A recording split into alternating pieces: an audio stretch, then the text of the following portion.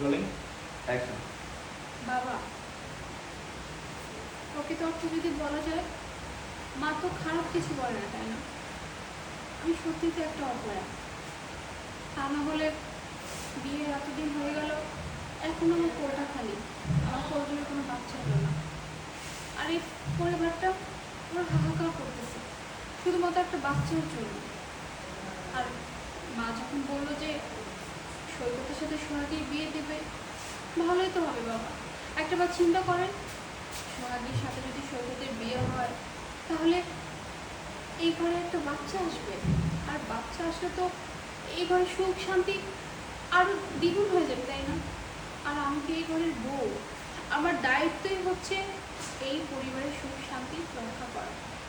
তার জন্য যদি নিজের সুখেও কোরবানি দিতে হয়, আমি দিতে রাজি। বাবা, বাবা, আমি মন থেকে বলতেছি, আমি সত্যিই চাই যে সৈকত সোহাগীকে